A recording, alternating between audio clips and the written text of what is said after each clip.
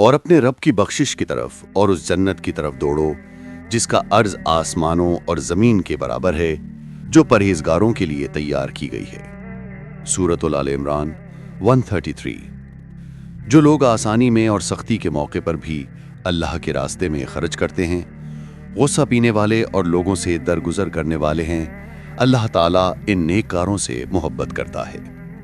سورۃ آل عمران 134۔ جب ان سے کوئی ناشائستہ کام ہو جائے یا کوئی گناہ کر بیٹھیں تو فوراً اللہ کا ذکر اور اپنے گناہوں کے لیے استغفار کرتے ہیں۔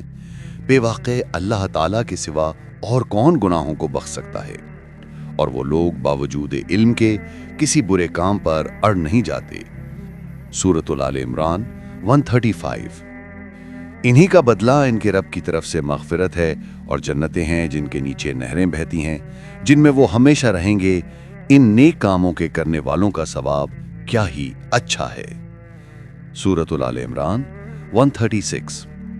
تم سے پہلے بھی ایسے واقعات گزر چکے ہیں، سو زمین میں چل پھر کر دیکھ لو کہ آسمانی تعلیم کے جھٹلانے والوں کا کیا انجام ہوا۔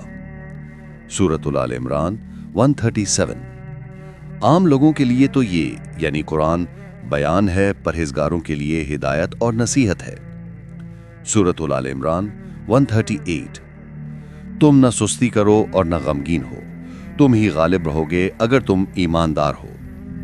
سورۃ آل عمران 139۔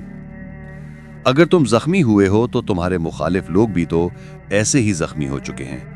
ہم ان دنوں کو لوگوں کے درمیان عدلتے بدلتے رہتے ہیں۔ شکست احد تو یہ تھی کہ اللہ تعالیٰ ایمان والوں کو ظاہر کر دے اور تم میں سے بعض کو شہادت کا درجہ عطا فرمائے۔ اللہ تعالیٰ ظالموں سے محبت نہیں کرتا۔ سورۃ آل عمران 140۔